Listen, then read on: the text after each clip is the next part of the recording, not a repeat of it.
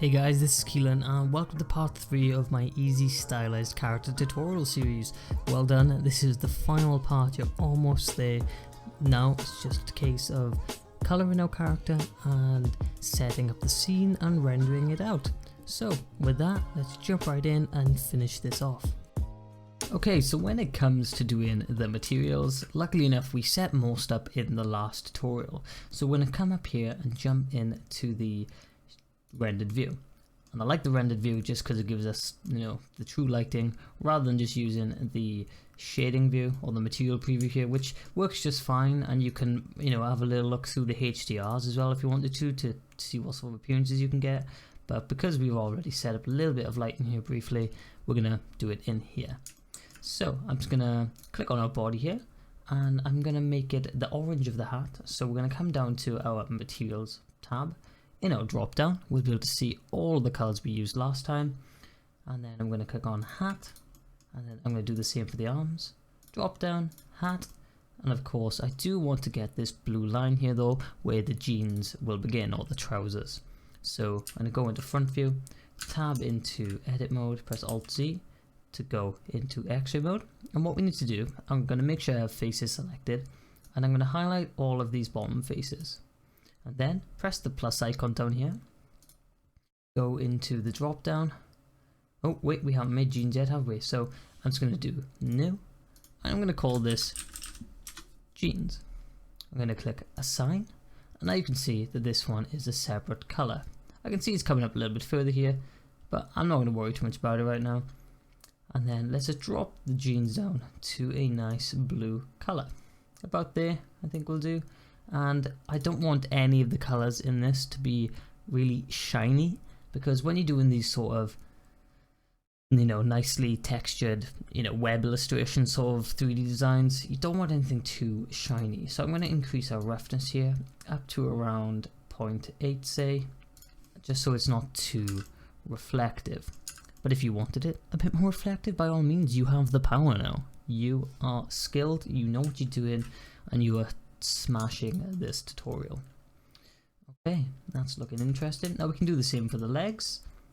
In fact, we can probably, if I go ahead and if we look at these modifiers on the feet, I'm going to go ahead and apply them both, and then click on both feet and the legs, and I'm going to press Ctrl J to make these all one object. And then let's go ahead and back in the materials preview here, in the materials tab, go into the drop down and click jeans. And now we've got everything that's very blue, but of course we don't want his ankles to be blue, so in front view mode, just so you get a nice angle, I'm going to go ahead and tab back into edit mode, press Alt Z. Oh, we're already in X-ray mode here, so then I'm going to go ahead and highlight these faces, both of the ankles. We're going to press the plus icon here, in the drop down come down to skin and click assign, and that's going to assign the skin just to the ankles there. That's looking pretty good to me. I actually kind of want the shoes to be a bit of a darker color, so back into edit mode on our shoes, and then in order to select the shoes now as separate objects because they are all joined, hover over the shoes and press L, and the same over here, L, and then I'm going to press the plus icon again, do new, and I'm just going to call these shoes, and then make sure we click assign. Now you can see they have a different color. We're going to go ahead and I'm just going to move this slightly into the blue and bring it down till we get like a deepish blacky grey color. Okay, and that looks pretty good to me. And then we can do the same with the arms. So go on to the drop down and just give this the skin color that we've been working with. But remember, the world's your oyster with this thing. If you wanted a purple alien, if you wanted a green monster, you can go ahead and use any colors you want in your design. But we're almost there. This is looking really good. I'm just going to go ahead and quickly click on the head, hold shift, click on the body and do Ctrl P, keep transform. And now everything should move together beautifully. I love it. Okay, and then I'm gonna go ahead and bring this up, whoops, till it's about in line with the bottom here, just because that's what I'm used to. And then we can do Shift S Then bring the 3D cursor to the world origin. And then what I'm going to do now is adding the stage for us to play around with the lighting to show you how I like to render my characters. So I'm going to do Shift A, I'm going to add a plane, do S to scale this up quite a bit, maybe about here, and then I'm going to go ahead and press Tab to go in edit mode on our plane here, press 2 to make sure we have the edge selected, and then click both of these outer edges. I'm just going to extrude these up using Easy and bring them up about there, and then select these 3 inner edges here, then Control B to bevel these. Make sure you scroll your mouse wheel a bit to give you some extra cuts, and then click, and then right click on the plane here and shade smooth, and that's how you create a nice little backdrop. And of course you can add a color, so let's go ahead and add a new color. I'm going to call this backdrop, and I'm going to make mine a nice maybe purpley color, something a bit brighter about there. I'll probably be coming back and forth, and I don't want it too reflective, so just like before I'm going to bring this up to maybe around 0.65 this time, because I do like a little bit of shine from the lights, but of course you don't want it too reflective. And okay, now let's set up our scene. The lights right now are a bit too low, they're creating a lot of shadow up on the top of the character's head. So we created 3 lights at the end of the last one, so I'm just gonna hold Shift and click on all 3 of these, and GZ to bring these up, and I think about there will do. Remember, we're working with a basic 3-point lighting setup. We've got your main light here, which is just gonna really bring out your character's face, but of course when you light up this side of the face, it's gonna create shadow over this side of the face, and that's what this light is for. This light is gonna just brighten those shadows just a little bit. And then this last one over here, we're gonna bring this down behind, and this is just gonna give us a bit of that, you know, sort of dramatic lighting to really, you know, you can add some cool colors to this and make it really bright, and it's gonna just add a nice sort of silhouette to our character using light. And typically you make these a different color too, something really pretty. And what am I gonna make mine? Like some sort of tinted blue. It's really bright right now because we don't need this to be 3000, maybe 2000. This could probably be around 800 say, and drop this one down to around 500. But of course your lights can vary depending on the scale of your character here. I think that's looking pretty good. Maybe bring this up to 1200 because it's looking a little bit dark now. Kind of interesting to me. I'm going to bring the backdrop down a little bit too. You can see his feet are just a little bit out. Looking nice.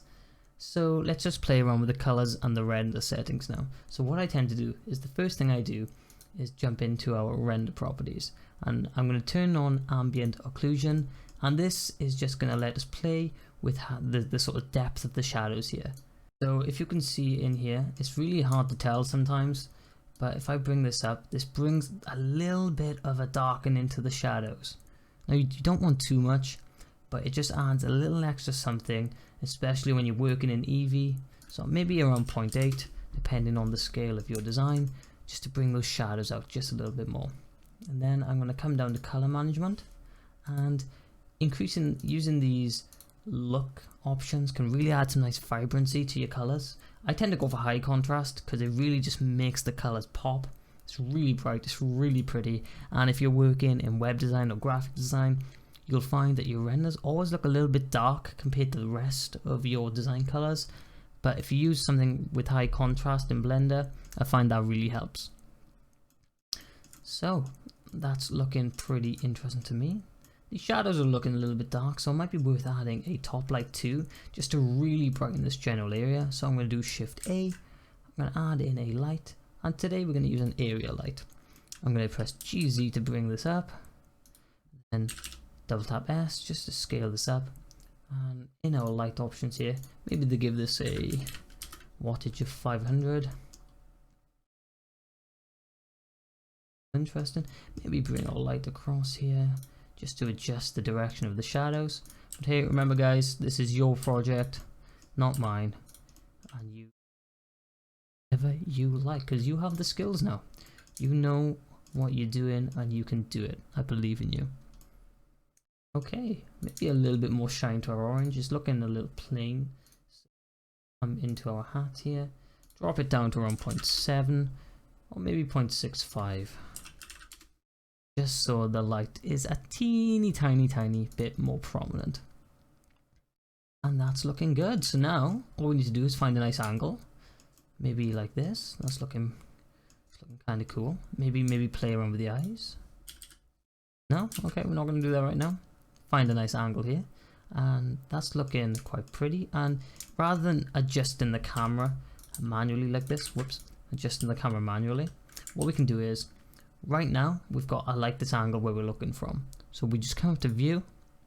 We're going to go to align view and align the active camera to the view, and there we go. Now we've got the scene already looking good.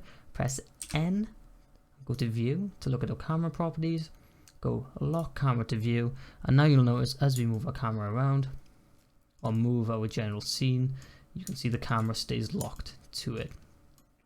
I think about there will do. That's looking quite pretty to me.